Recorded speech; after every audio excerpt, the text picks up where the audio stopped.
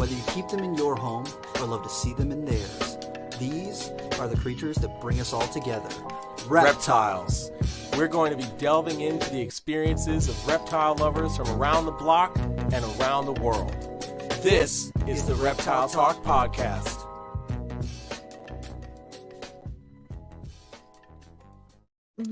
Boom! What is going on, everybody? This is Jeremy Turgeon from Brassman Reptiles. And I'm Robyn. I'm keeping it real. And I'm super stoked. This is episode 112. We are well off into the hundreds, and I'm pretty happy about that. Dude, tonight's episode is going to be mint. It is, and I'm also super excited because we are officially on the Reptile Talk Podcast YouTube channel, which is great. I set up our own YouTube channel, so hopefully people will find us. People have been finding us. We've been getting subscribers and all that stuff, which is great. So I'm stoked. So thank you to everybody that is already here and checking in either on Facebook or on YouTube. If you are on Facebook, go jump over to the Reptile Talk Podcast YouTube channel. Make sure you subscribe. We'll be doing all the same stuff, just based over there, because I'm trying to do more YouTube content for my own, and algorithmically live streams and scheduled content just clash algorithmically. So, bam. That is what is going on. How are you, Rob? I'm doing pretty good. You were just playing with box turtles, weren't you? I was. So my neighbor, there's like one box turtle that kind of lives in my little. I live on a dirt road, and there's a box turtle that kind of lives around here, and especially on rainy days, because today it was like torrentially downpouring. Yes. This one box turtle is just like trucking around the neighborhood. And so when I got home from work a couple minutes ago, my neighbors were like, "Hey, you want a turtle?" And I was like, "I don't really want a turtle, but I'll come look at a turtle." And so I went over there, and it was a female eastern box turtle. She looked pretty nice, and she was digging a hole in their driveway to look for a place to lay eggs. And I'm like, this is kind of a little bit weird, but so we just moved her off to the side, and yeah, she's pretty cool. Heck yeah. Let her do her thing. And then I went herping like pretty close to where I live this past week, and saw 3 copperheads in one day. I was like so hyped. Also, now, mind you guys, almost bit me. Oh gosh. No, Rob, no. I know. Just say no. Now, mind you, this is for everybody who's been paying attention to the podcast since Rob and I moved to the Carolinas. There was a length of time where Rob found 0 copperheads, and he was very upset. Now we have upgraded to finding 3 in one day. Yes. So finally. I think Rob has found his happy place. And you know what's crazy? I spend so much time like hiking trails and in the middle of the woods, and I didn't see any copperheads. And then I went to this little walkway that's right next to a police station, and between a police station and a gas station and a Chinese food shop. And this walkway's got tons and tons of people walking up and down it. Copperheads out the wazoo. They're everywhere. Yeah. Those were I've seen 5 copperheads there now in the span of a couple weeks. Oh my gosh. Yeah. That's it, dude. You know, I think we've been around long enough going out field herping to know that like it'll be those places where you edge find habitat. But every single time it's shocking. Yeah. When you're like, why here? Why? Like, there's people right there. You could be in the woods away from all of this horrible society. Yeah, exactly. It makes 0 sense. Yeah. But something that does make sense though is tonight's podcast. Redline shipping. I'm super stoked that we've got Robyn from Redline here with us. We're going to talk about a bunch of different stuff. Obviously, Redline shipping, Redline science. But a lot of people know Robyn because of Redline, especially people who have just been getting into the industry over the last couple of years.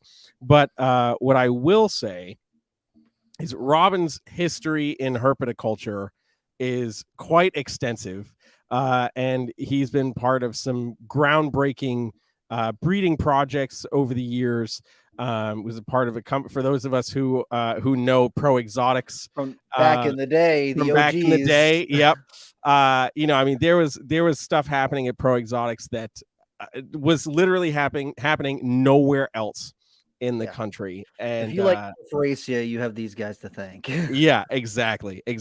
And man, so it's a treat. I got to meet Robyn in person not that long ago, and it's just a really genuine human being and a very nice guy. And just recently got to hang out with him and a bunch of other reptile people here in North Carolina because he came out here.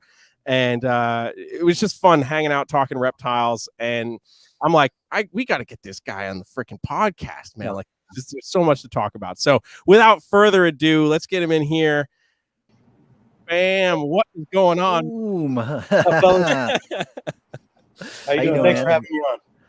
Hell Heck yeah, man. Thank you for joining us, dude. Yeah, when Jeremy told me that we're going to have you on, I was like, oh, there's so many things that I want to ask you about. There's a lot of history there, I guess. So yeah. As someone who is like really into bloods and short tails, I just remember going to the old Pro Exotics website and just seeing the picture holding the middle of that giant one and just being like, holy crap, that thing is freaking massive, and looking at all the stripe pictures and all, just so many different things from back then that just like inspired me to want to get further and further and further into, working with bloods and short tails and all the other species that I've worked with. It's still one of my favorite species today. I have a special affinity for people that breed bloods and short tails, and not even necessarily the wacky wild mutation stuff. I mean, I really love like a classic red blood. I'm super partial to the stripes because we had a history working with those. But yeah, just as a species, super underrated, like super underappreciated out there. Yeah, for people, even as a pet species, like it's a big snake, but it can be kept in a reasonable sized enclosure. It doesn't have to have as a big animal, it doesn't have to have a giant enclosure. So I think it makes a really great choice. But yeah, I'm with you, Rob. I really am very, very nostalgic for the blood python days. For sure. Heck yeah, man. So for those of us out here who are listening who don't know the life of Robyn pre-Redline, the Pro Exotics days and stuff, can you just let us into that world a little bit? Sure. Started back in 1993, which is certainly not the first phase of reptile industry, but one of the early phases, right when we were starting to figure out like this could be like breeding reptiles could be a business, like a business you could do and make money at or lose money at. Mostly lose money at. And that was pre-internet. So we had mailing lists for animal availability and stuff. But yeah, we did Pro Exotics from 93 essentially to 2012 was my livestock breeding days. Got into temp guns, brought those to the market in the mid to late 90s, 97 maybe, 98. Yep. And we did really, really well with temp guns. That was a really big deal. Still, I think the number one husbandry tool. And I still use my temp guns all the time outside of reptile stuff. 2009 started Ship Your Reptiles and started that model and did some really great stuff with that. 2011 we had a facility fire, and that's really what ended the Pro Exotics days. Yeah. And that wiped out our whole snake collection, a few thousand animals. We had a few straggler lizard animals, some of the monitor lizards we worked with, and the Gilas. We had Gilas as well. Those were in a separate building. So we dabbled with those for a little bit into 2012, but that was just the kind of the end of that chapter of live breeding, and concentrated more on Ship Your Reptiles. And then I had this idea for what became the Reptile Report, kind of aggregation of photos, videos. And at the time, I wanted to be an aggregation of articles and breeding discussion. Forums were still alive at the time. The various independent reptile forums were still good. So a conversation that way. So that was 2012. I think 2014 or 15 maybe, we started our heat tape company, TSG Heat. and kind of took over the heat tape industry. Then I split in 2019. I split with my long time partner, and started Redline Science for products late 2019, and then 2022 last fall is when we started Redline Shipping. So time was right and the team was right for that, and that took off right away and hit the ground running, and that's been fantastic. So currently I've got Redline Science for products, Redline Shipping for shipping service. I have the Reptile report myself. I have some staff that obviously helps me with that. And then heat tape we rolled under Redline Science banner. So I'm still doing heat tape on that side. I don't have a finger in the temp gun world. After our fire, we sold temp gun business to Rich at Reptile Basics. And so he kind of took that over. But in the teens, there ended up to be a dozen new temp gun brands on the market. So that kind of got diluted some. So that certainly is not Rich's main focus. Obviously, he does thermostats and cages and hide spots and all of his Reptile Basics and Vivarium electronic stuff. But he's also partnered up with me in the Redline Ventures.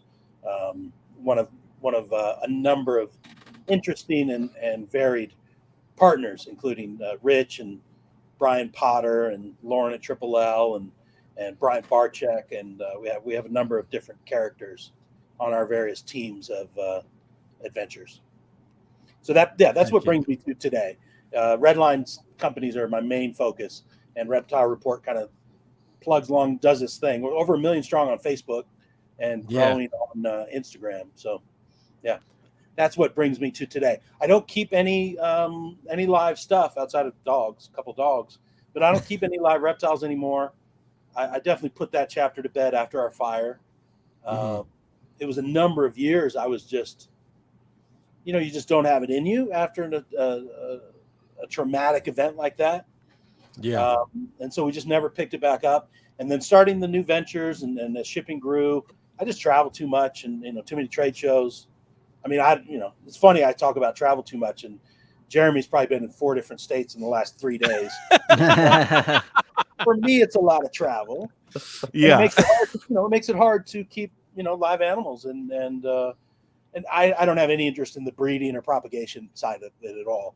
There's definitely some species I'd like to keep, but just with travel and everything, I don't keep anything live anymore. I have to live vicariously through everybody else. Yeah. Sometimes that's the best place to be in, is just live vicariously through everyone else. I mean, shit, I don't know how you do it, Jeremy. I mean, you're always on the road and always, traveling, and to have to balance the needs and things out is got to be incredibly difficult, but it definitely has its challenges. I'm lucky that if I'm gone for an extended period of time, I've got Rob not that far away. I can call him and he can lend a hand. And my roommate Lenny is also a snake guy, so I can call on him when I need him. And if it wasn't for the team element and really good friends, it'd be impossible. So so I totally understand. Yeah. And that's not to say I don't miss keeping stuff. Like Rob said, I miss keeping bloods. That would be great to have an animal or two. I really miss a lot of the lizard species. Gila monsters we've bred for years, and what a fucking amazing species. I'd love to do Gilas again. Aki monitors. I was always a big monitor and lizard guy, so I really enjoy that kind of a like dwarf monitor species. And then on the snake side, man, we did some really cool Asian rat snake stuff. The Porphyracea, Coxeye, a lot of Cinctus, and the Pulchra. Coxeye are one of my top 3 probably species. Mandarin rat snakes, also an absolute favorite. Rhino rat snakes we pioneered in the U.S. I think we were the first ones to breed those in the U.S. And that was, gosh, time is all blurred. Late 90s, early 2000s. And then, of course, number 1 overall, which I think is nobody can truly argue, would be Bolin's python. So I miss working with those. That was our least successful breeding project, of course. I think that's anyone who works with them, that's their least successful breeding project. Yeah, pretty much. Yeah. Yeah. No, man, I remember seeing pictures that were going up on the Pro Exotics pages of the coxeye and the mandarin rats and stuff. And I just remember drooling over those. Colubrids were where I really got my foothold in reptiles. So like seeing those was just like, oh my God, those are the coolest freaking animals ever. And yeah, I mean, you guys were the rock stars of those species. We were crushing it. The coxeye in particular, I wonder, I mean, we would produce hundreds of those a year. It was, super prolific. And even mandarins, I mean, we must have been producing, I mean, it wasn't huge numbers, but 10 or 15 clutches a year, I think, at least. Wow. That's which still, for mandarins, that's a lot. Yeah. Yeah. Yeah, you don't get a lot of, even today, there's not a ton of production. I love to follow Matt Most. And see, because he's working with a lot of those species that I did. And so, his mandarin stuff is way beyond what we were doing. As far as like visuals and localities and stuff. So I really, like I said, you end up living vicariously through other people. I really enjoy the variety of stuff that people keep now. It's much more diverse, I think, than it was in the 90s and 2000s. And it's so much easier to share info today. Yeah. I mean, even with the internet in, late 90s and 2000s, it still wasn't what it was today. It was, we hatched a bunch of green tree monitors, the Persinus, and I could hardly give them away. Like, nobody knew that you had them. Nobody knew. Oh, no. But now you can hatch them and you can have 50,000 people see it within 2-3 days, and so it's a much different experience. But we were talking before the show, Jeremy. We were talking a little bit about Kevin at Nerd, and it's not really him that I live vicariously, but more Tara. Tara. Yeah, her photos are mainstay at the Reptile Report. And I mean, the animals that she photographs and the way she does them, I mean, I love almost everything she does. And she has access to all the great animals at Nerd. And you just get to see this great variety of stuff. And so you just end up looking for great photos, great video, chat folks up at shows about, the projects and stuff they're working on. Yeah. I'm also a semi-secret nerd for sand boas. For whatever reason, I just really dig, Kenyan sand boas, Pakistan sand boas, really cool species. There's just so much cool stuff out there. In a different life, maybe a different timeline, that I would be keeping a bunch of cool stuff. If I had the Infinity Stones or something, maybe I would have a separate existence. I'd still be doing reptile stuff. But I'm still that I can still be in the industry. That was the main goal. Over the years, right? You just evolve over time. And I'm coming up, well, this is 30 years now. So damn, yeah, man. Long time. That is. And a lot of keepers go through that, expansion and growth and then shrinking and reanalyzing and then looking at what they really, really want to do and how they really want to fit into the hobby. And I listened to like Merlion Python Radio, and Eric Burke has kind of gone from this, producing tons and tons and tons of babies every year, trying to make the most cutting edge thing, to now he's like, man, I got some diamond pythons and some enclosures, and I get to watch them sit and perch under their UV lights and just enjoy them. And he gets excited to see his Ackies moving around and doing things inside the enclosures. And a lot of people will kind of come full circle where they, think that they really want to get up to this one place, and then they find out, that thing that I was interested in when I was a kid is really just where I that's where my heart is. That's where I want to be back at. And it's interesting to see people who have been in a long time where they end up and how they end up relating to the hobby. I think it's hard to have longevity like over decades without being able to focus and find the passion part. Yeah. Right? Yeah. The money part, again, the money part is really difficult a lot of times. But the passion is what drives you over that long term. And I mean, oddly enough, my passions ended up to be shipping. I really, really enjoy shipping side and the service side of things, and doing providing a great experience, a customer service experience.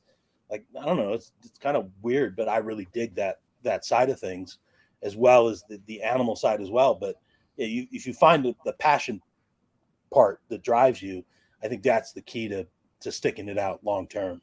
Mm-hmm. Even if you make some really, really stupid fucking choices in the I mean, there's any number of species and groups that we've tried to do or dabbled in, and you look back and you're like, man, that was so stupid. That was right. Like, why would I waste my time with that? There's other people that did that so much better. My mediocre attempt at that, but you also got to live and learn some. True. This is true. Yeah. True. And then you avoiding never know burnout. until you try. Yeah. Yeah, for real. Yeah, avoiding burnout, I feel is definitely a big one, especially if you're dealing with a large number of animals or any larger business side. I mean, Robyn, over the last 30 years, you've had multiple iterations of business in the industry. Mm-hmm. I'm sure you've had to have at some point dealt with some sort of burnout or getting to a point where you're like, man, this is exhausting. Were those like key turning points for you to be like, I got to change this up? Or was it just kind of like a natural succession of events for you? It feels more natural. I mean, some of the things were forced, like, our exit from livestock breeding was forced. We didn't have a choice. Like, right. You're breeding and doing your thing and being pro exotics on a Wednesday, and then Thursday that's pretty much over. And so that kind of choice is made for you, which again was really traumatizing at the time. And I'm better with it now, and I can discuss it. We have this weird little group, club of fire folks that have had like facility fires, and it's a really shitty club to be a part of, but like Ari had a fire this past year recently. Yeah. And so like I can identify with that and understand like how that feels, and then what your thoughts and emotions are, and I chatted them up about it for sure. I mean, I've known Ari a long time, and there's a lot of challenges to that, but again, you have a passion, and so you got to find your way forward. Mm-hmm. So sometimes those choices are made for you. Other times, like I said, you kind of, you get into a project or you get into a direction, and then you realize, oh, yeah, this isn't working, or this isn't it. I'll tell you what, I had that epiphany moment back in the late 90s. We were breeding animals really well at Pro Exotics, and we had really excellent. We didn't, all the stuff we sold, we didn't breed everything we sold. There's a lot of the back then you were also buying and reselling, from different sources, from different breeders, and there was more wild caught and imported stuff at the time. But we thought we could really do a really nice retail store, like a really nice reptile store. We have amazing animals. We're producing a bunch of stuff. Most of the stuff we sell will be our own animals. We have a total passion for this. We can put out some really high-end, high-quality animals. Even if it's just a $25 corn snake, it would still be a really nice quality. I know how much it's eaten. Mm-hmm. I've seen it eat. I've seen it shed a couple times. I'm confident this is going to be a great choice for a new keeper. Same with like leopard geckos and everything else. And so we opened a really fucking badass retail store. We had a big giant grand opening, and it was covered in Reptiles magazine. And, we did a big push, and 2 years in, I was like, fuck, this isn't what I want to do. This sucks. Mm-hmm. I don't like retail. This isn't for me at all. Yeah. And for some people it is. My good friend Lauren at Triple L, he's a retail fanatic. Like, that's his passion. He loves retail. He loves the retail market. He loves retail theory and philosophy and opening stores. And he just absorbs all those challenges. For me, it's like completely the opposite. I thought, I fucking hate this. Mm-hmm. I enjoy working with the animals. I enjoy breeding the animals. I enjoy producing the highest quality specimen I can, and then finding somebody equally as passionate about buying it and then keeping it themselves or starting breeding themselves. Working on the pet side, it just wasn't for me. And so the store did fine, but we just decided to close it because this wasn't our passion. This wasn't, I literally said to myself, this isn't what I got into reptiles for. And so, that was one of those choices, Jeremy, where you said, yeah, this isn't what I want to do. I'm going to pivot and go in this different direction. So yeah, that's happened over the years. But at the same time, I mean, at the heart of it, I'm still entrepreneur. It's like so many reptile people are. And so the evolution has just been, as the years go by and opportunities pop up, you jump at them and you take advantage. So whether it's, bringing temp guns to the market or bringing the Virusan chlorhexidine concentrate to the market, or reptile report idea, or the shipping concept and idea. My brain's constantly filled with that kind of thing. And so you find the opportunity and you decide whether I want to take advantage or not, and you go for it. Heck yeah, man. Yeah, I think that a lot of people, one of the things that when they get into the hobby, they're like, oh man, I want to breed and sell snakes. I want that to be my main thing. I want that to be my full-time gig. And then once they do it for a little while, they're like, I hate talking to people. Why did I want to do this? Like, why? I just like the snakes. Why did I make my whole, being able to pay my bills relying on me chatting up, Chad over here, who's going to ask me why my striped blood python, what morpho ball python it is, like. Yeah. Breeding snakes is a whole different thing than selling snakes. Exactly. Yes, Rob. Those are two different gigs. Yeah. And I can't imagine that Kevin and Nerd likes to work in a retail environment. No. I imagine he wants to be in the back, hands-on with animals, and getting super nerdy, no pun intended, on the animals and the husbandry and the breeding and the process. Yeah, I can't imagine he wants to stand out in front of a fucking display cage and pitch, the benefits of this particular corn snake or ball python for a new keeper. Like that's not him. What drives him, right? I mean, yeah.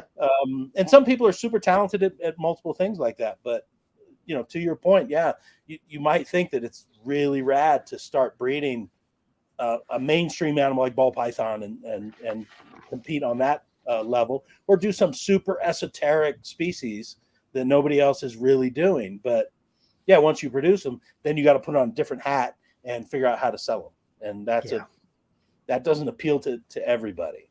It's a whole nother thing.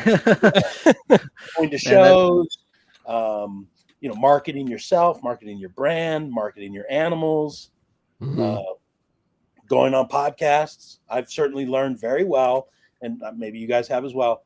Some people completely freeze up in front of the camera, and in person they're great personality, and they can you can have a great conversation and really convey that passion. You stick a camera on them and they just tighten up and freeze, and they're the most dull person ever. But it's another hat you have to wear if you want to get out there, reach your audience, and if you're trying to sell shit.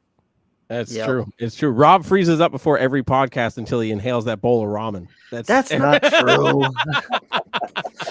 I think that was the one thing that, like, at Nerd, Donnie loved that. He's like, I can just walk up and put a camera on you, and whatever comes out of your mouth is just good. I give you like 3 seconds of prompting, and we can film something, and it's something that I can make into a video. And I'm like, I've just been doing this for a long time, man.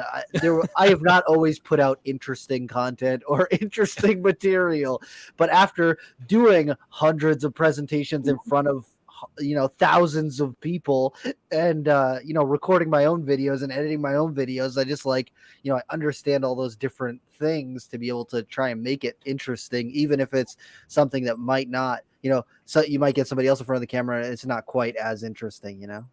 Yeah. Jeremy, I'm interested in this because from your performance standpoint, if I booked you for some jazz festival this weekend and it was going to be in front of 40,000 people, does that give you any anxiety at all? Or you? Oh yeah, a little bit. Yeah, no, it does. I think even even now I still get nervous before gigs, but I think it's not a nervous of like, oh man, I hope I do good. I hope I do good. It's more just like the anticipation of what's about to happen. Sure. The band that I work with for the most part now is a band of guys I've worked with for the last 10 years. So I know that we're going to be tight. We always have really solid rehearsals and we crush it, so that's never the concern. It's just that like, oh man, when this gig is coming up, it's more like the happy angst versus the nervous angst.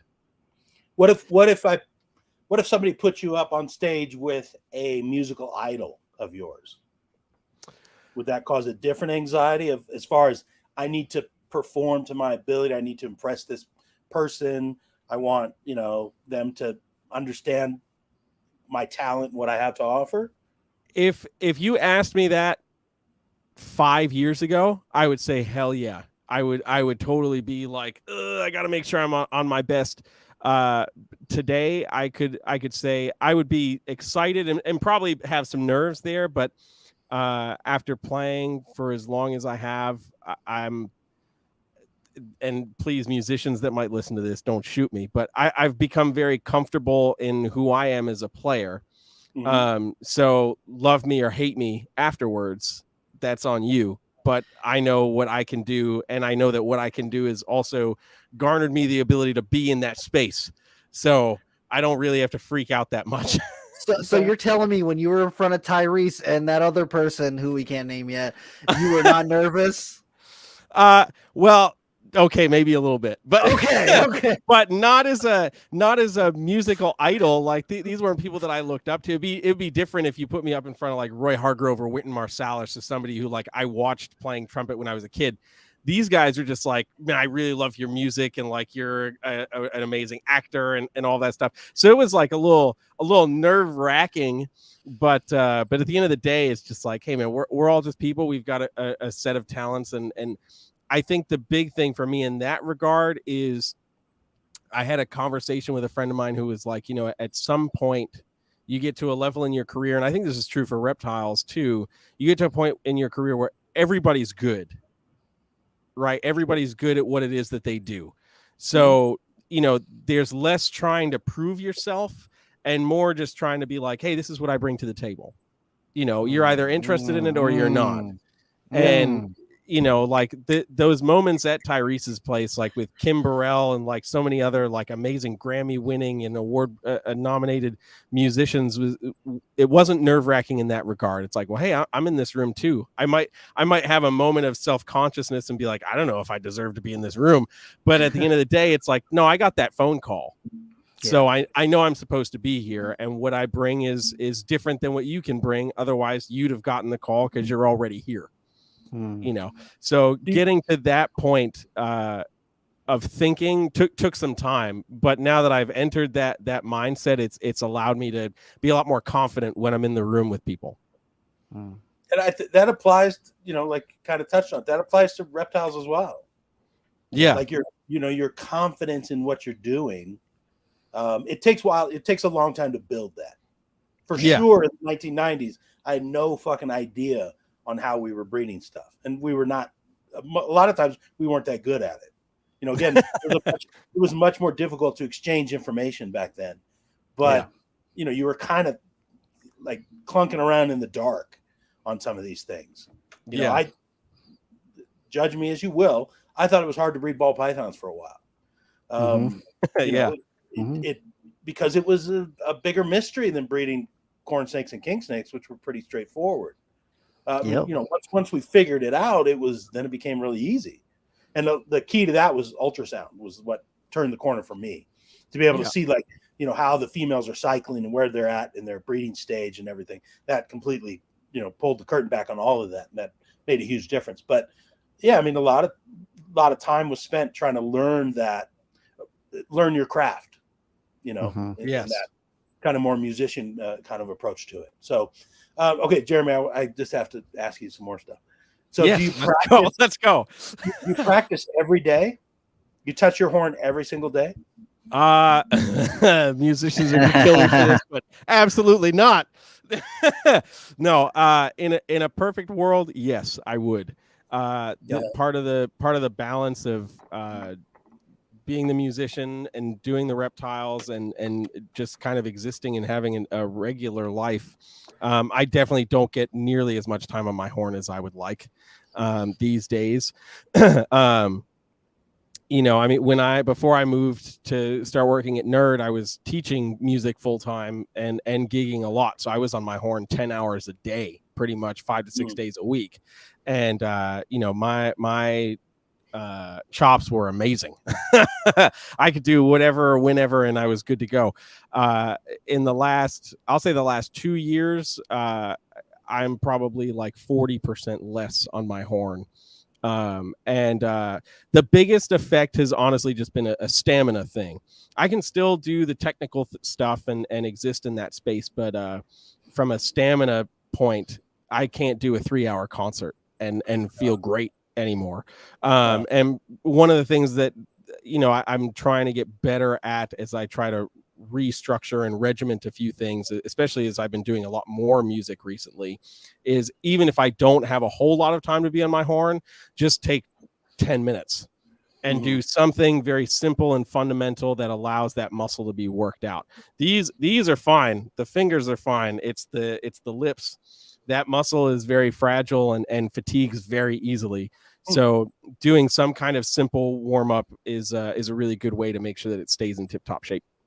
Okay, Rob, same question for you. You touch your horn every day? Yeah, sometimes twice a day. So.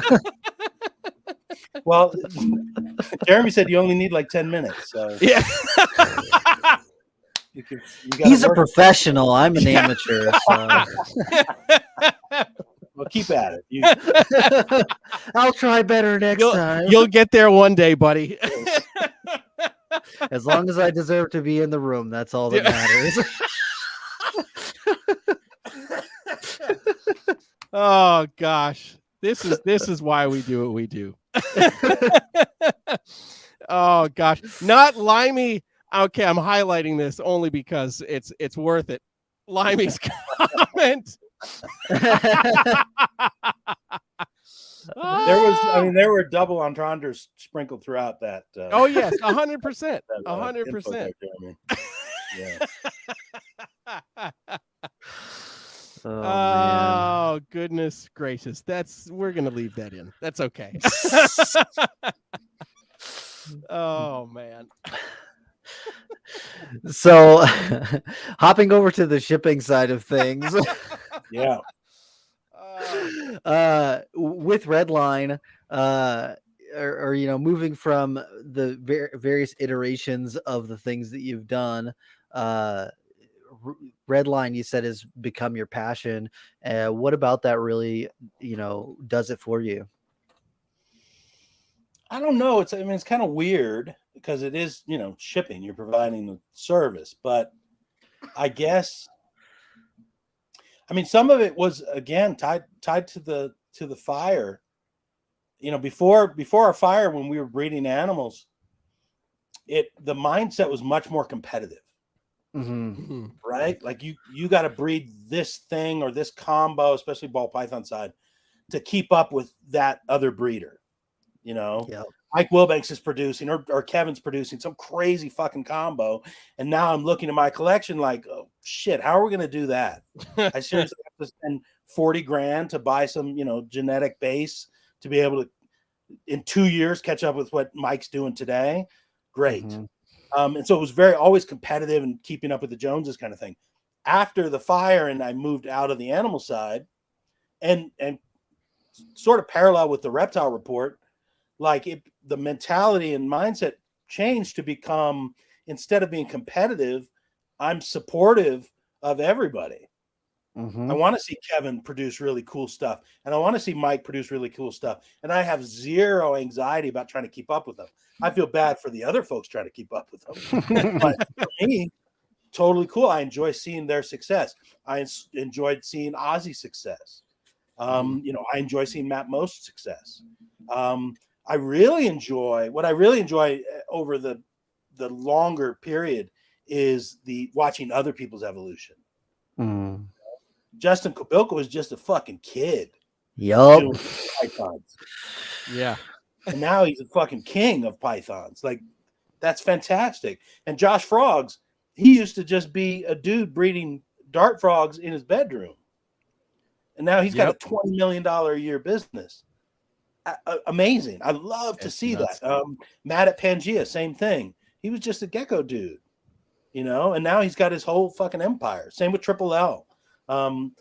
I really enjoy watching people's evolution and success. And now I'm able to cheer on that success. And so how that ties into the shipping thing, I'm able to provide a service to all of these different folks in the industry that helps me be a part of their success and contribute to their success by giving, you know, a great discount, great rate on the shipping itself, but provide a great service that allows them, it allows the Mike Wilbankses to reach their very large customer base, but it also allows the small breeder to develop their business and just break in. Like, you know, I talked to some folks last week, creating an account at Redline, and I reach out and contact them and you know, I want to chat them up. Who are you? What do you do? What do you work with? How can I best service your account? How can we best support you? And they're like, well, you know, we really just started last year. We're not even going to be ready to start selling until later this year. But, you know, I saw something about Redline or my Redline promo packs or whatever, you know, other people talking about Redline. And so I wanted to create an account and get it ready and set up. It's like, hey, fantastic. You're not a current customer, but I will do whatever I can to support you. By the way, feel free to send any pictures and videos over to the Reptile Report. We'll post them up there and get you more exposure there, get more people's eyeballs on what you're doing and your new thing. So that aspect of being able to support people is a really, really big drive of what I'm doing now with shipping. And I think that plays a really big part of it. So I was out of shipping for 3 years. You know, kind of waiting for a little non-compete thing to expire. But once it started going again, I mean, I just fell right back in full speed, and it's just been such a great experience and so fantastic. Yeah, I love being able to support other people and seeing their success. That's fantastic. Yeah. I think there's also something special about, you know, for the customer when they get that new snake or new lizard or new turtle or new frog in the mail, and, you know, you get your package and you bring it back and, you know, you get to open it up and get to check it out for the first time. There's just something, you know, having a hand in that, even if it's not, you don't get to experience it with, you know, all the customers, being able to provide that for people is something that's really, really special. You're a part of that story. You're a small part of that story, that experience. That's another real key thing about shipping that I love and my staff also really enjoys is when that person calls up and they're like, I've never shipped anything before. I'm scared. It seems a little wacky and wild and unsure. And so we can walk them through the process, get them the right packaging, and literally give them the confidence that it's actually a really straightforward process. And we'll walk you through it and get you done safely, confidently. And then they make that shipment. It goes flawlessly. Their customer receives it. They're excited about it. And then they call back and they're like, holy shit, that was an awesome experience. Thank you so much for the support. Like, helping that first process happen is really, really rewarding. And, you know, give people the confidence that, you know, you can 100% do this. You breed your geckos, you breed your turtles, you breed your frogs. Currently, you breed your inverts like crazy. You can then get them to that customer, and it totally explodes an entire new world for you. You know, you can ship anywhere around the country overnight and reach this enormous customer base, and to help them through that experience. You know, like you said, Rob, even if you're just a small part of it, there's a lot of satisfaction to that, for sure. Yeah. Yeah, when I was working in the pet store for Nerd, you know, getting to share that experience with people, even if I'm just, you know, the guy being like, hey, I think that you would like a corn snake, and then, you know, setting that in their hands, just being able to help facilitate that even in a small way was like one of the most satisfying things. You know, just having just a little part in that is just really cool. Yeah, especially if they're bought in, like they're down for it. Like, you know, they want to choose a smart species, right? Mm-hmm. And they're going to do a great setup and a great habitat for it. And they're okay that the habitat is 5 times as expensive as the animal itself. Mm-hmm. That's a fun experience. That's the opposite of what burned me out very quickly on the retail side, was the people that just wanted something super cheap, and then they wanted the cheapest possible setup they could get for it. Yeah. Yeah. That shit burned my heart out. Like that. Yes. That was frustrating. That was so right. It's like no. I mean, we didn't sell Nile monitors, but yeah, you want to buy a Nile monitor as your first lizard, and then you're going to get a critter keeper to put it in. This isn't how this works. You're gonna have real. a really great time, I promise. Right. Right. Or Burmese python, or Yeah. retic, as a first. Whew. To explain, like, this is a big commitment. This is a really, really big commitment. And a lot of times they'd be like, well, I go down the street and that retail store will sell me a Nile monitor for $20. Mm-hmm. And I'd rather sell you an Ackie monitor for $400. Yeah. The caging and food and setup requirements for the first year in the end is going to be a lot cheaper than your big ass Nile monitor. Mm-hmm. And the experience and the interaction of that species, that you're going to have a much better experience. You don't have to commit a whole entire bedroom to it, which I know you're not going to do anyways. But yeah, having that discussion was a bit soul sucking at times, because I mean, I'm not trying to bag on the retail side, but to have somebody come in and buy something and make just piss ass effort for it, and then come back 3 weeks later and be that thing died. Let's look at something else. Let me get something else. No. This isn't what I'm in reptiles for. I don't want to do this. Yep. Yeah. That's like aquatic turtles was a number one thing. I was like, people walk in, hey, I want to get a turtle for my child. And I'm like, how old is your child? They're like 4. I'm like, you don't. No, you don't want to buy a turtle for your child. Well, I had one that was like this big and it only lived for like 2 years. You guys have any of those ones? I'm like, you killed it. You killed it. They all live for well over 50 years. No. It's just one that stays this big. It only lives 2 years. And I'm like, you can't reason with a lot of those people. Well, that's a part of the reptile industry now that I'm much more excited about, is the move towards more naturalistic setups, bioactive setups, proper setups, and the drive to want to provide for the animals appropriately. Mm-hmm. So make good species choices that you're then going to make great husbandry cage choices for. Yes, I see that a lot more. It's a lot more prevalent today than I think it was 15 years ago. So that's very exciting. To see that push towards that. And then, of course, our options are a lot better. The cage options and the terrarium options are a lot better than they were 15 or 20 years ago. So, True. Everything comes together and evolves together. And so there's some really great choices being made. But, people are making better species choices for what they're able to do these days. I'm sure the bad side still exists, but I do like to see people making some great choices at the same time.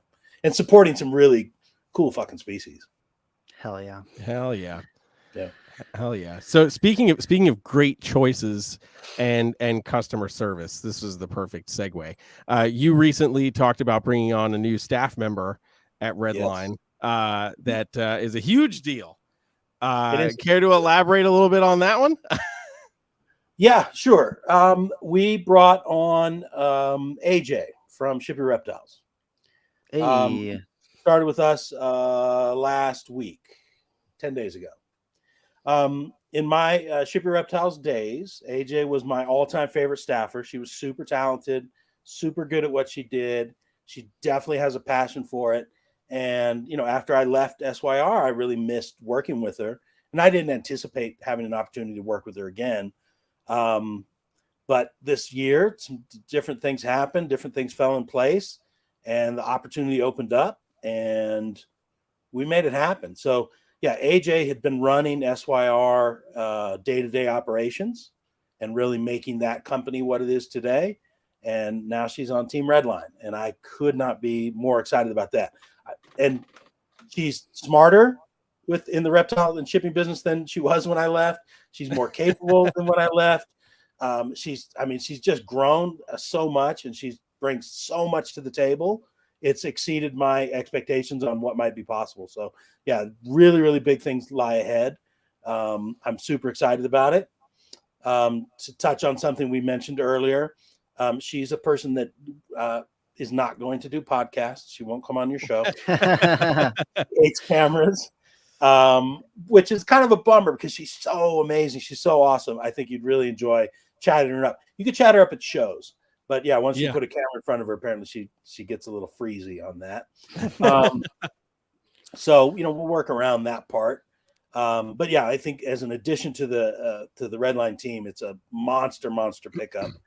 Huge coup for us. I'm super excited about it, and I think I think we got really, really big things ahead for 23. Heck yeah, man. Yeah, I was very shocked to see her come in when we all went out for. I was like, what is happening? Yeah. Jeremy saw the secret reveal because I traveled. I took her to North Carolina to visit our partner Rich at Reptile Basics. That's where we get our shipping supplies and packaging stuff filled through the Reptile Basics warehouse. So we went out there and we looked at cutting foam and boxes, and then we looked at all the Reptile Basics process of building thermostats and looking at hide spots and CNC caging and all that kind of stuff as well. But yeah, we ended up putting together dinner for a handful of North Carolina folks, including Jeremy. And I didn't tell anybody. I really had AJ with me, but she showed up. Jeremy's like, "Why is AJ here?" This doesn't track. So, yeah, it was kind of a secret reveal. At that point, it was still undercover. We were still training and finding our fit and our way. But now she's on the job 100% and answering phones and answering emails and stuff. So yeah, the cat's out of the bag at this point. But yeah, you were one of the first to see that big reveal there, Jeremy. Heck yeah! You looked so excited. I was so happy because apparently you're a big fan of AJ. So no, man, I worked with her in the past, and she was always great and super helpful and everything. So yeah, to see her jump on Team Redline, I was super excited because definitely a major player for you. And she actually just helped me out recently because I had a package get stuck in Indy. Right. So so she was right on it and true to form, was incredibly helpful and always pleasant to work with. So yeah, it was great to see that she's on Team Redline for sure. Yeah, I mean, it's essentially, signing Patrick Mahomes or Tom Brady or something. It's true, man. Deal. It's a big true. Deal. I'm super excited. Heck yeah, man. Heck yeah. No, so I'm definitely super excited for the rest of what 23 has in store for Redline. Going to Redline Science really quick. The husbandry aspect, having the tools to do that. What was the drive to start Redline Science to provide that element? That was more entrepreneurial shit. Yeah. The opportunity was there. I was trying to figure out the path forward after my split. Mm-hmm. I have a really tremendous group of partners, and they all bring something different to the table. And one of the partners is Rich at Reptile Basics, and he's really, really strong on manufacturing. So on manufacturing, sourcing products, developing products, he's really strong on that. And so started just having a conversation with him about different products and where there might be a need for some things. And, we just kind of came up with some different ideas and started developing the products. I mean, he already sold a ton of stainless steel stuff. But I knew that there was an opportunity to do, it's a really simple fucking idea. You could do stainless steel in colors, like powder colors. Yeah. And nobody's really doing that or taking advantage of that. And so I thought, well, what if we did, a line of stainless steel hemostats and tongs and scissors and cleaning items, and did them in a variety of colors, red and green and black and white. It would be something different, and it would help us stand out from the competition. Yeah. And so we hit the ground running with that, and that shit took off. That sells really, really well. And I love it. I think, it's a great product. One of our other partners kind of had the idea for doing the cleaning scrapers. Our stupid fucking plastic cleaning scrapers. Super simple idea. And in my history of cleaning reptile tubs, it's incredibly frustrating to clean tubs with, stuck on urates, and different things. And now that we came out with cleaning scrapers, and we do a blade scraper like a plastic razor blade. So it scrapes really well, but it's not going to cut your thumb off. And then we do detail scrapers with 6 different points and styles of tips to get into different nooks and crannies. And I remember the different tools that we tried to use back in the day. And I've talked to people that have, cleaning spoons that they use to scrape their tubs. I've talked to people that have what they literally call poop pennies. No. To scrape poop out of the radius of the tubs. And they're like, I can't believe nobody ever thought of actually doing a scraper to accomplish these same things. So, again, super simple product. And it's been super, super popular and done really well. So yeah, just, you talk with your partners, and I was really excited to work with a number of folks that I've wanted to work with forever, like on a real partnership business level for years. And just, given the circumstances, I was able to put together that team. And, like I said, everybody kind of contributed and lent their ideas and expertise. And we ended up developing a product line. And I'm super happy with it. And I love the products. It just so happens, that we have Redline Science products, and, I manufacture them. So we get them at a very nice price. And then I can leverage them onto the Redline shipping side and use them for promo products and for, bonus stuff. So every time we send out packaging supplies for Redline shipping, whether you're buying insulated boxes or heat packs or reptile bags or whatever, we include free Redline Science product as well. Scrapers, hemostats, different things. And the complement of those two companies just so happened to work out really well. And that was Lauren's idea from Triple L.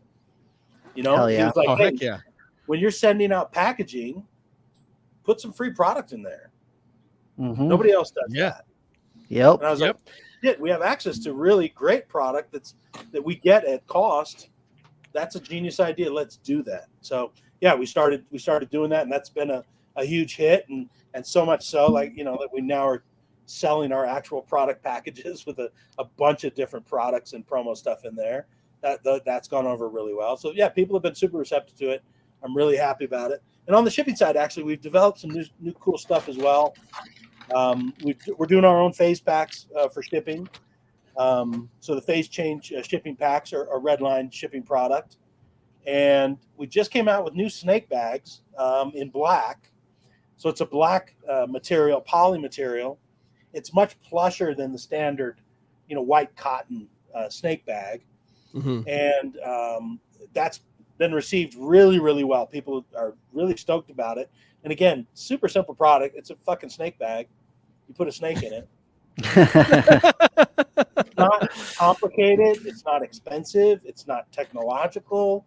But sometimes you just, you get onto some, great simple product ideas that go over really well. So adding those to our selection has been really strong.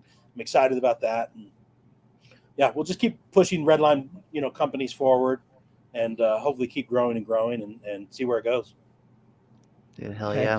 Dude. I can't tell you how many people would message me and they're like, where do you get tweezers from? Where are you getting the hemostats from? And I'm like, before I'd be like, well, you just gotta like scour the internet and hope that you can find the right thing. Yeah. Because like I can before, get I was like, exactly. Available dealers like Reptile Basics, Pangea Reptile, and Triple L. There's the plug. Yeah. Heck I man. wouldn't be able to be where I'm at and be successful without an immense support team and the support of other folks in the industry. The folks like I mentioned that actually deal our products, other folks that I'm able to share a lot of quality time with and thoughts and philosophies. Josh from Josh's Frogs, Matt from Pangea, Josh from BioDude, Lauren at Triple L. It's always great. There's so many good brains in the world that bring something to the table. I really enjoy having these relationships and being able to brainstorm with folks and being able to, take some of the great ideas and great strategies and things that they have and move forward with it. It's been fantastic. Hell yeah. Heck yeah, man. That's awesome.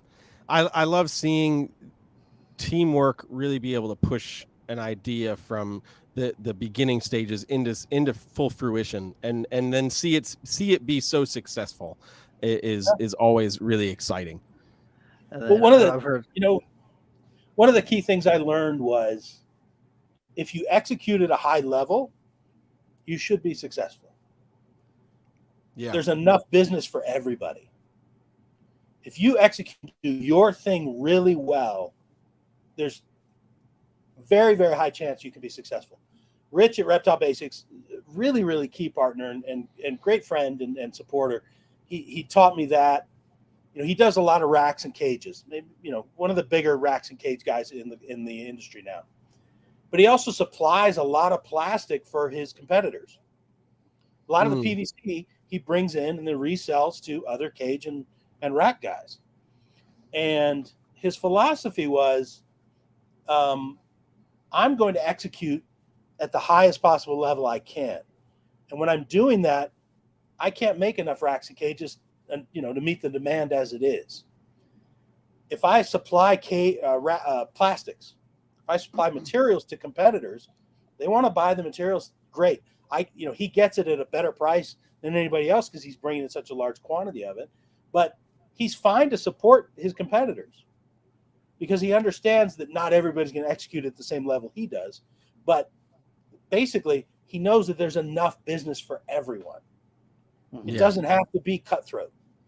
Same with whatever species. If you're breeding reptiles, whatever species you're doing, you have to identify where you want to be in the market, who your customer base is, and then execute at a very strong and high level at that point. Whether you want to be super boutique and breed the best fucking possible examples of that species at the very highest price, or you want to breed at the midpoint and just produce great numbers and provide and meet that demand. There's also, as we all well know, people that produce at a very low level and produce cheap stuff. But the reality is there's enough customers that want to buy cheap stuff. And they're not buying from the super boutique guys. They're buying from the cheap sellers. So you can execute it at a bunch of different levels in the industry and be successful. You just have to do it well at that point. There's enough business for everybody. If you do it at a pro level and you execute at a very high level, you can be successful. There's no excuse for it. But it also doesn't happen in 6 months. True. You've got to put time. You've got to show consistency. You've got to show reliability. You've got to show predictability. People have to have confidence they can rely upon you to provide great animal, great product, great service, great follow-up a couple of years from now. Like you're somebody that's going to still be there to support them, to give them follow-up info, somebody that can collaborate with later. Like those are all super key.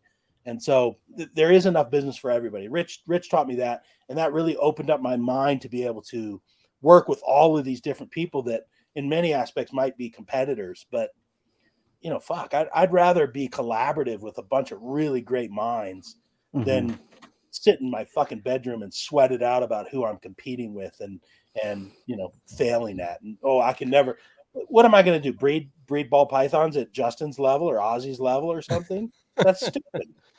Yeah. Breed what you have, do it at a really high level.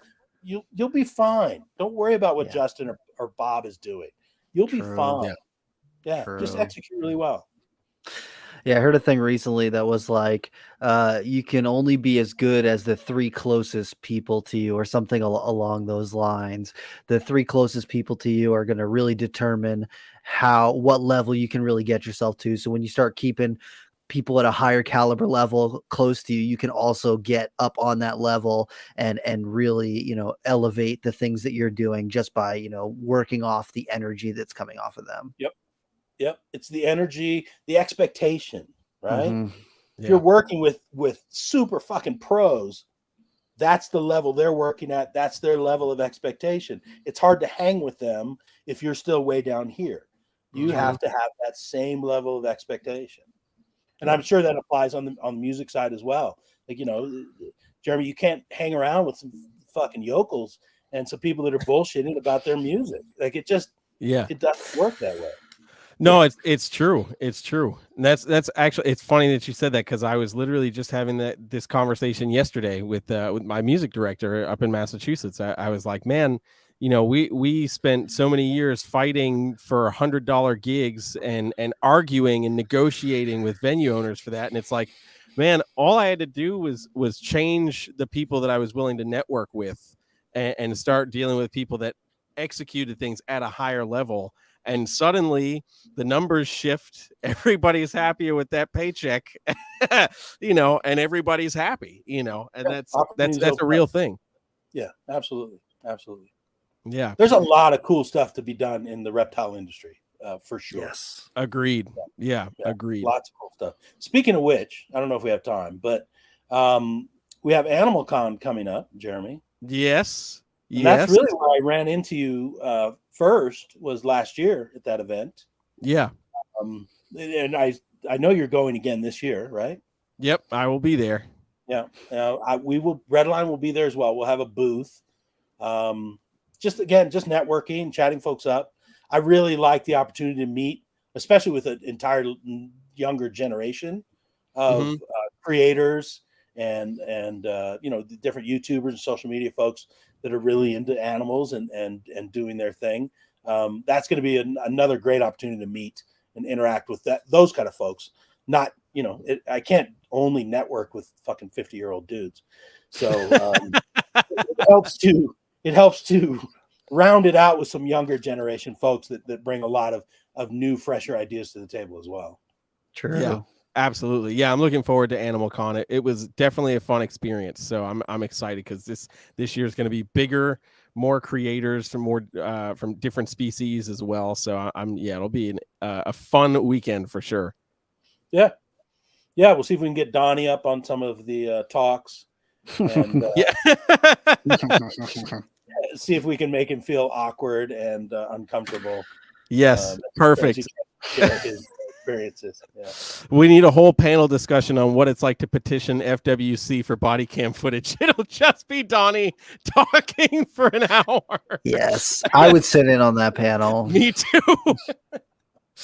Oh gosh. Oh man. Okay, so we're definitely rounding down our time, but I wanted to make this one mention because some people have asked, Redline, where does Redline come from? And I know it comes from your love of BMX. It does come bike from riding.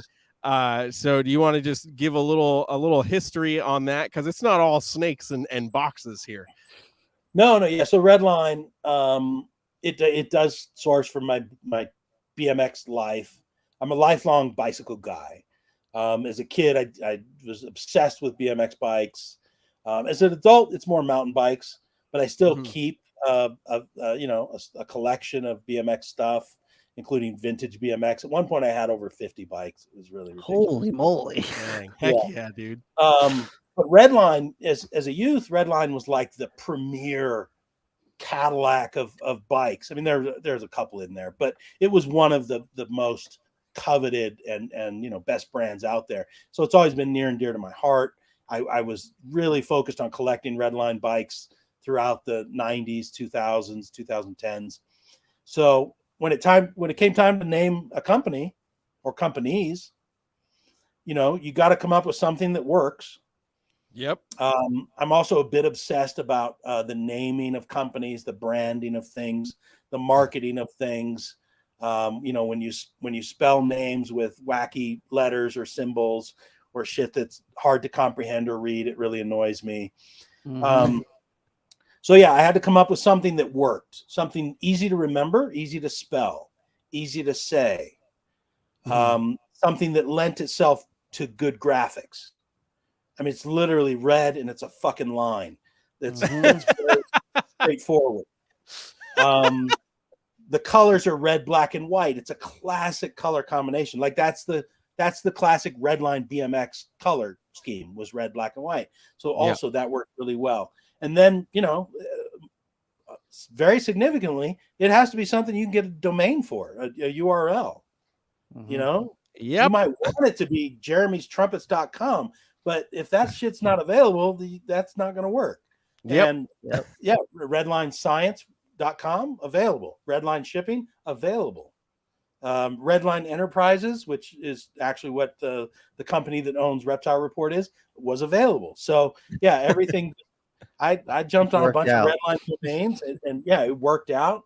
It's I also didn't want to be too narrow focused and too niched for what we specifically did. Like, when we came up with Ship Your Reptiles and Ship Your Aquatics, those are very specific things. So I didn't want I wanted to have something more general that didn't speak specifically to, I didn't want it to be, Larry's Leaping Lizard Shipping, something very, very niche. I want it to be more open in general that gives me the ability to do a wider variety of things. So, we can ship reptiles, we can ship aquatics, and we can ship inverts.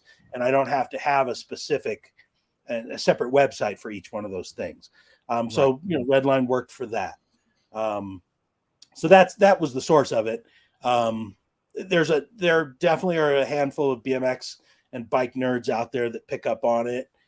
Even the graphics are, kind of influenced by Redline BMX. So I get, questions and quizzical looks at shows. Like, is that the BMX thing? And I'm like, hey, fuck yeah, it is. Yeah. Absolutely it is. And then, and then people want to talk, oh, I had this BMX, or I had Hutch BMX, or, I had whatever BMX brand back in the day. And so, you get off onto, some cool bike conversations. But yeah, that's what it did source from BMX, but it just, again, when you're naming your company, you have to think about many, many different aspects to, is this marketable? Is it readable? Is it pronounceable? Is it memorable? And Redline, I was just like, fuck, that hits on all of my points. I'm gonna go with that. Love it. Hell yeah, dude. Yeah, that's where it's at. Hell yeah. And it's like a if you know kind of thing, where like you see people, you're like, I see you. Yep. Absolutely. Heck yeah, man. All right. So our one final question is, as we wrap this up, Robyn, we ask all of our guests, what in the realm of reptiles, be it something that you're dealing with or something that you've seen online, maybe through the Reptile Report, what in the realm of reptiles has you excited about reptiles right now? What has me excited about reptiles? I've heard some grumbling about the market itself, and it's softening up, and sales are softening up. I'm not really seeing that on the shipping side at this point. It's been very strong. The growth of the industry has me excited. Like, and if you've only been around for 2 or 3 years, it's hard to have a perspective of what that really means. But when you look back at 2010 or 2012, or God forbid, 1999, we've come such a long fucking way. Yeah, for real. And like, it's more pro than ever. And the crazy thing is, we have a long way to go. It's a total upside. So I get excited about the position of the industry. That gets me super stoked, and about where we can go. Justin Kobilka and Canova, that shit did not exist 5 years ago. Mm-hmm. Nobody was executing on that kind of a level. NARBC Tinley Park, it's existed for 20 years, but it's not what it was 5 years ago. It's more pro than ever. And we, when you go and look at the vendors and the displays and the setups and the variety of vendors, mind blowing. The thought and the money and the execution people are putting into their brand and their presence and their marketing is fucking better than ever. And it's getting more and more professional. Now, like I said, we have a long way to go. If you go to an auto show, or you go to a clothing show, or you go to a music industry show, or even you go to a hobby show, shit's on a whole fucking another level. Yeah. So we have a long way that we can go and keep improving. But I 100% see these very, very pro folks executing at a terrific level. And we just keep getting better and better as an industry. The standards get higher, expectations get higher. And, whether or not the animal prices fluctuate, that always happens. But the industry as a whole just keeps moving forward. And that gets me very excited to see the different vendors at the show again, and their different brands, their different presentations, to see videos of the different facilities that are out there. Unbelievable. Love it. I thought we were doing some cool shit at Pro Exotics. It's nothing compared to the facilities and execution that folks are doing now with their collections and the quality of reptile rooms. And that always gets me excited. I'm definitely a business nerd. Like, I love the business side and the industry. The CX is fantastic. And I'm still pestering Brian Potter to take Tinley Park to the next level. And I'm sure it's going to annoy some of the vendors, but I think the industry is ready for a 3-day show. When you go to these other industries, they're 4-day shows, 5-day shows. We go to Super Zoo in Vegas. That's whatever it is, 4 or 5-day show. But it's dogs and cats and birds and everything. It's time for reptiles to be at that level. So it's time that reptiles, because you can't do enough in 2 days at Tinley. That's not enough fucking time. True. I get through a third of my list by Sunday afternoon. I got a list of things I need to do, people I need to talk to, things I want to accomplish, and I don't get through half of it by Sunday. I can absolutely need another day. And now people are, stressing out. Vendors are selling as much on Friday as they used to sell on a Saturday. So I think it's time that as an industry we start looking to step up that execution and that presentation. And so the growth of the industry is what gets me super fucking excited. Dude, hell yeah, dude. I'm down for it. Now, Tinley's open Friday, Saturday, Sunday. I'm gonna be pumped. Right. Yes. Well, that means you got to go set up on Thursday. Which may mean that a lot of folks are gonna have to fly in on Wednesday, and so it's a much bigger ask. Yeah. But a lot of reptile folks, this is their side gig, right? Yeah. Yeah. And so to add another day of the week you're asking a lot, but it's the growth of the industry. There's plenty of 2-day shows. There's plenty of 1-day shows. I think it's time for our industry to have a big 3-day show, and where we step up and say, this is big business. This is who we are. This is how we're going to present ourselves. And I think Brian and Bob at NARBC are the ones to do that. I think they've got the facility to present that. They've got the vendor list that would fucking kill it. I mean, you're telling me that Bob's Balls and Canova and these types of folks wouldn't absolutely step their game up to make their presentation that much stronger? Have you seen Gecko Junkies displays? Yeah, man. Entire fucking wall.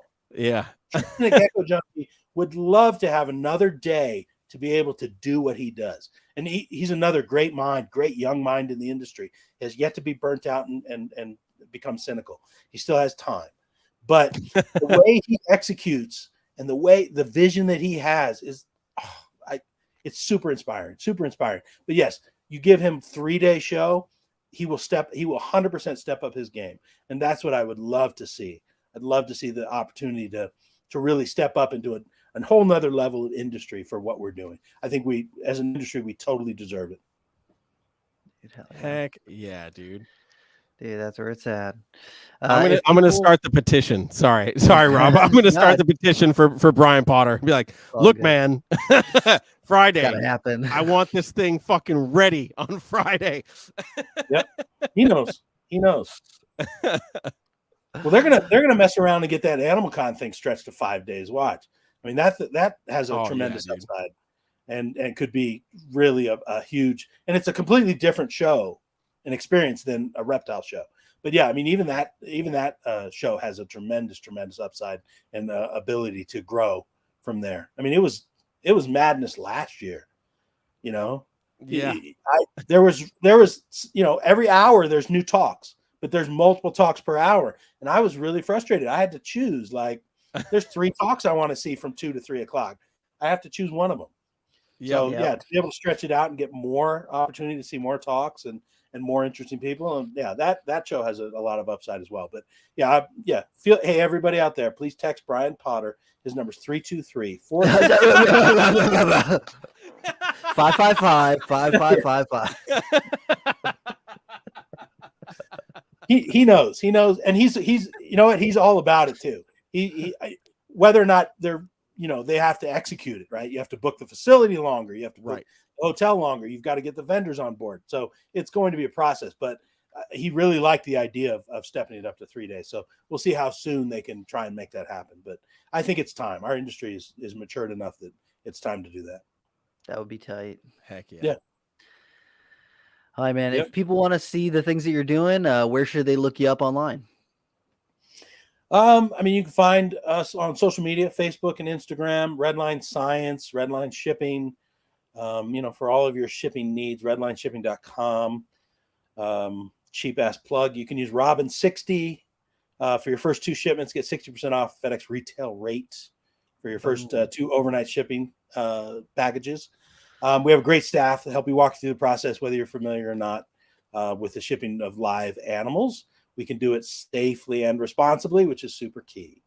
But yeah, Facebook, Instagram, we're up there. You can find us there. I don't do TikTok. Come on, TikTok dances. I want to see you do a TikTok dance. I don't even know what that is. I don't even know.